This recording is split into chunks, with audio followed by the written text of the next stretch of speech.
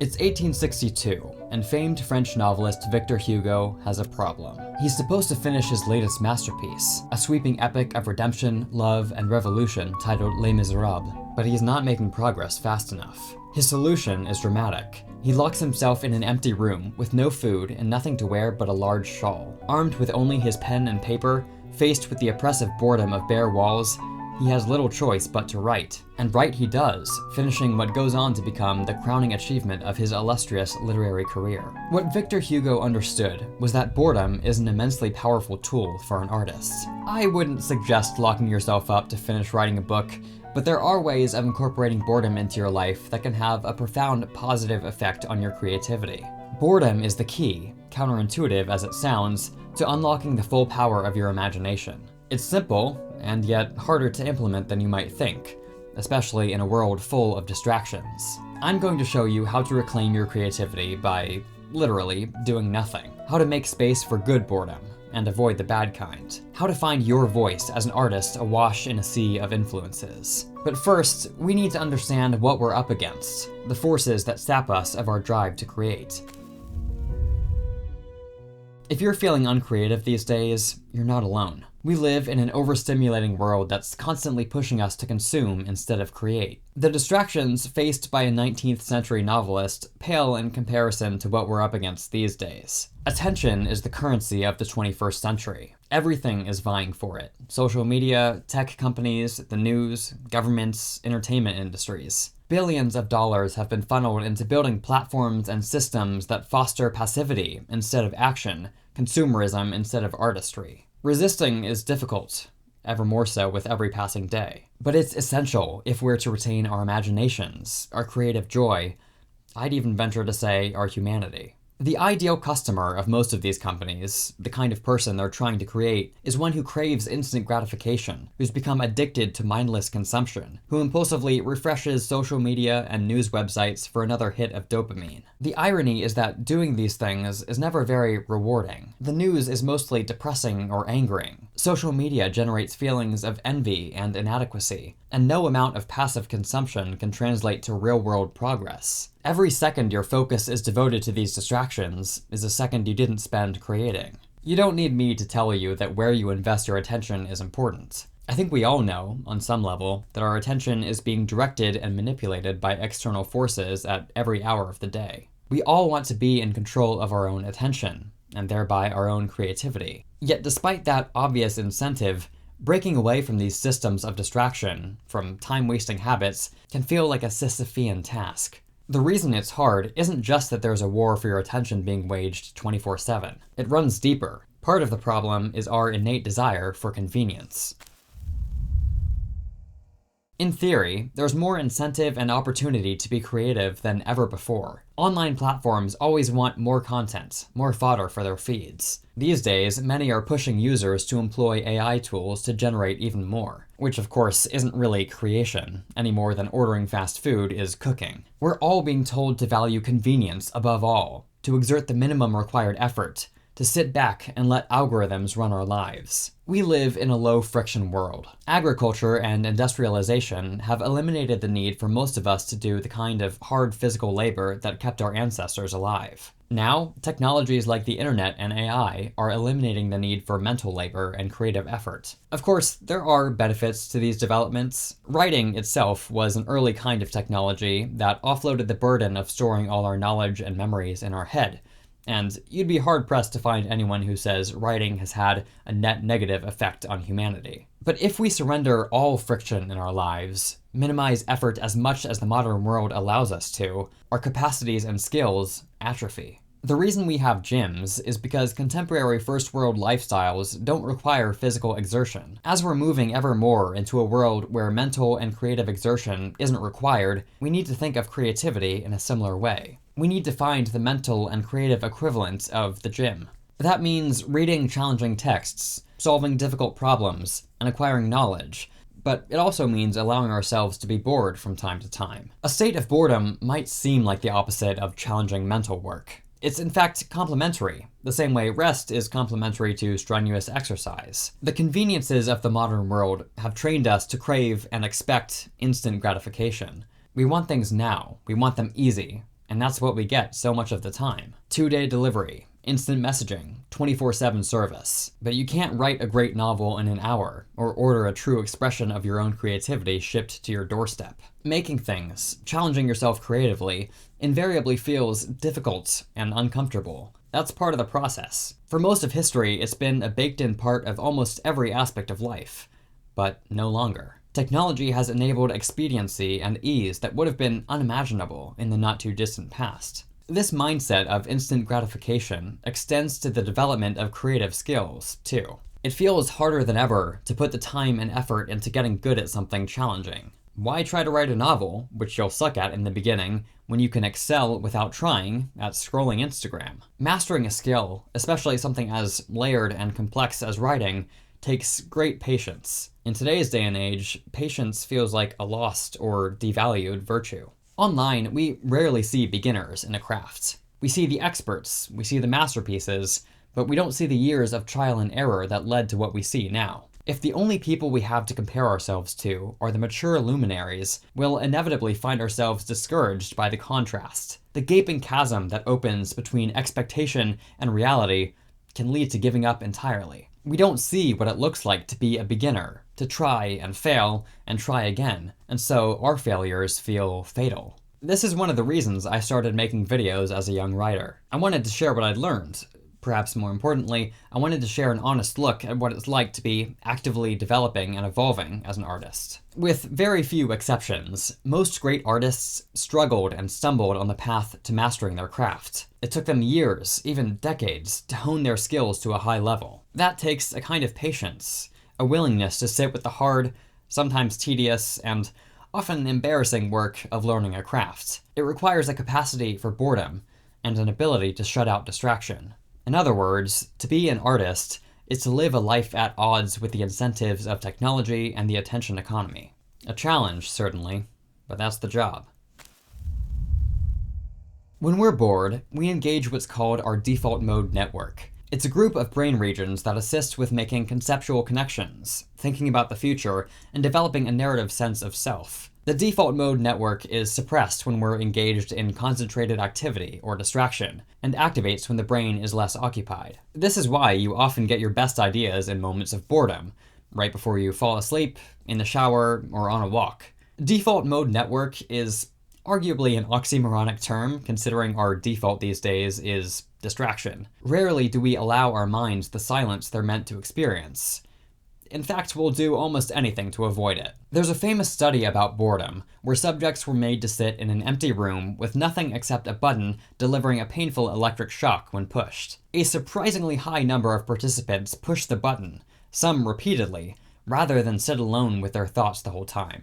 Just goes to show the lengths we'll go to in pursuit of distraction. Distraction has been a problem faced by artists since long before the internet age, and boredom its natural antidote. In 1959, C.S. Lewis responded to a request for writing advice. His first tip?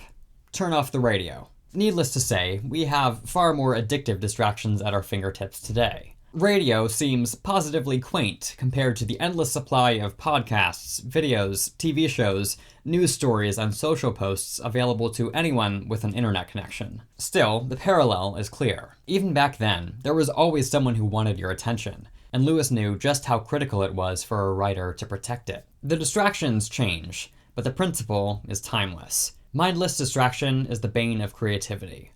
Boredom is the way to free yourself from it. There's an important distinction to be drawn between good boredom and bad boredom. The bad kind comes from excessive consumption, getting trapped in repetitive cycles, a lack of movement. It's the kind of boredom you might feel after scrolling social media for so long you cease to feel anything. It's numbness, vacancy, listlessness. This is the kind of boredom born of algorithm-centric platforms and endless overstimulation. It might lead you to create something, if only as a desperate attempt to escape monotony, to reach out for something real. But more likely, this boredom will leave you drained, uninspired, empty. The promise of internet content, of consumption of any kind, is that the hole inside you can be filled, if only you keep consuming. Perhaps the next video will satiate you, or the next article will give you that crucial insight, or the next post will finally inspire you to take action. These are empty hopes. Passivity isn't the answer. It only leads to more of the same, more of this malignant strain of boredom. The good kind of boredom is the kind that comes from long walks outside,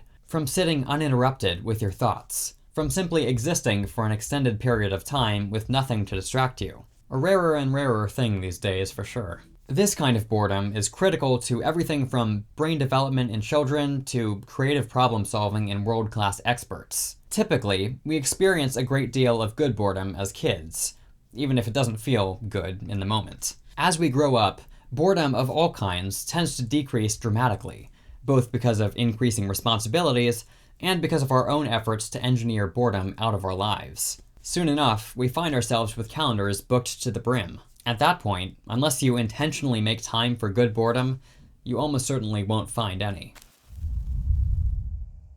A lot of people are concerned about being replaced by AI these days. It's an understandable worry. The machines are getting better at imitating humans every day. But just as concerning to me is the idea that, in a much more insidious, invisible way, we're simultaneously becoming more like the machines. We're losing our humanity at a time when it matters more than ever. So much of the modern world is built around the idea that people are, functionally, mechanical. We ingest inputs and produce consistent outputs. We sort everything into boxes. We optimize our lives, streamline everything, eliminate the possibility for spontaneity, the need for human interaction, the risk of a few minutes spent unoccupied. Making space for boredom runs counter to all this. Going for an aimless walk is flatly unproductive, at least at first glance. Allowing yourself to be bored is a way of fighting back against the mechanization of your mind. It might feel indulgent or pointless to purposefully spend time doing nothing. Sure, you don't want to be a machine,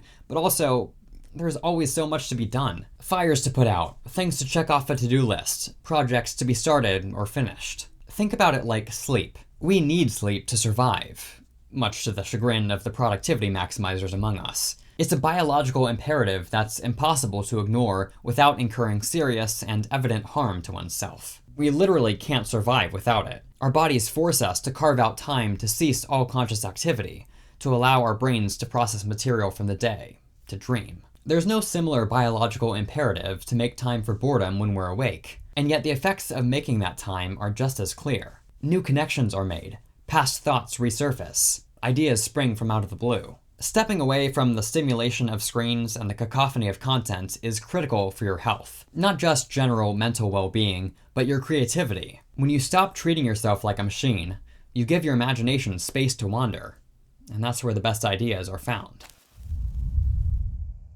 How do we find our voice as writers? In part, it's by taking in other artists' work, discovering what resonates with us and what doesn't. That's only part of the process, though.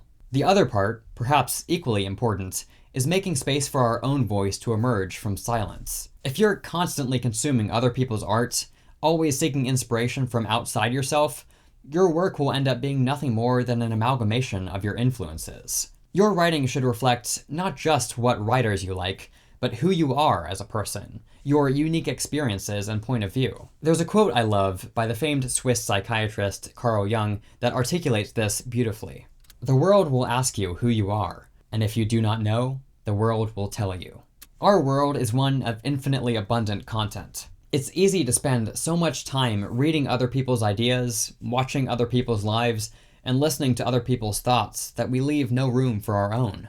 To become a shell of a person, defined less by what we put out than by what we take in. We spend a lot of time in false solitude, physically alone, but filling our minds with other people's thoughts and opinions. These days, that's mostly through the internet. It's listening to music or podcasts while in transit. It's scrolling social media while waiting in line. It's watching movies or TV or videos while eating a meal. These things are so normalized and so easy that, for many of us, they become second nature. There's nothing inherently wrong with any of these things. It's perfectly valid to make a commute more enjoyable by listening to an audiobook.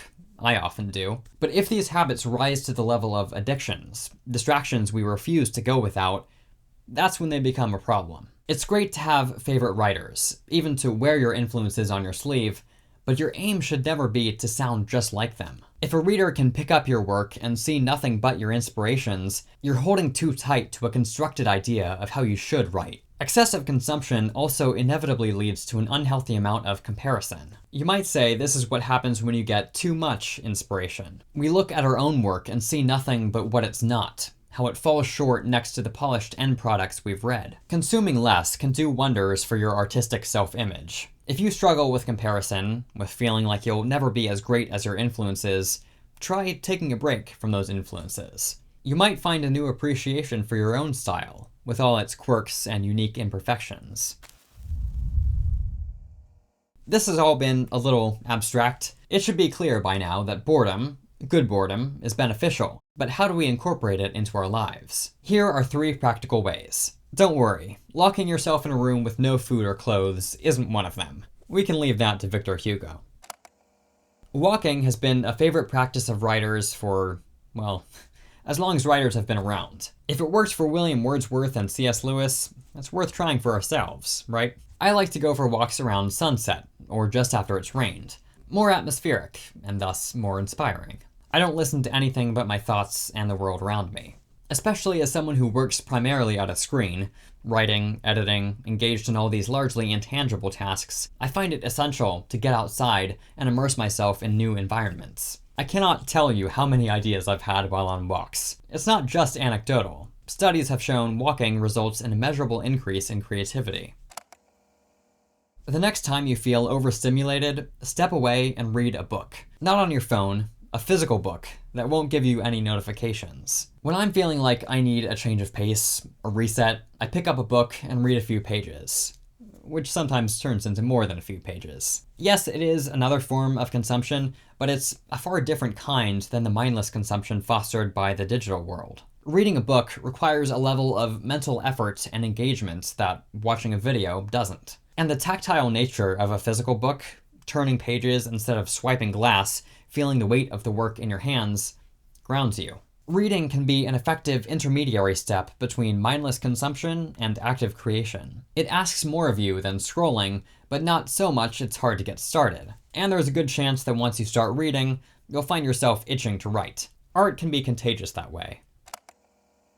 If we allow them to, screens and other distractions can monopolize our attention, filling every minute of every day. It takes discipline to resist those distractions. Discipline is a wonderful skill to hone, but it's not foolproof or easy. A more effective way of carving out distraction-free time is to establish routines. This can look like blocking out certain times every day on your calendar for true solitude, or intentionally leaving your earbuds at home before traveling somewhere, or using an app or extension to limit your screen time. I've actually built a productivity app of my own to help with this very problem. It's called Focus Shield, and it allows you to block out distractions to focus on your writing, or to carve out time for good boredom. You can put time limits on apps, enter deep work sessions, run Pomodoro timers, create daily routines, see exactly where your screen time is going in charts, and much more. There are a lot of productivity apps out there, but I built this one because I couldn't find any that are as feature-rich, customizable, and intuitive as I wanted. You can get the app now at the link in the description. If you think you don't have the time to write,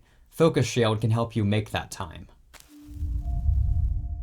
If attention is the most valuable currency of our era, those with the most control over their attention are the richest among us. In a distracted world, those with the will to seek boredom are the freest. When you gift your mind with time and space, it rewards you back with insight and ideas you wouldn't have discovered otherwise. As the philosopher Blaise Pascal famously observed, all of humanity's problems stem from man's inability to sit quietly in a room alone. That's never been more true than today. For artists especially, the skill of doing little is essential. I mean, for writers, sitting quietly in a room alone is practically a job description.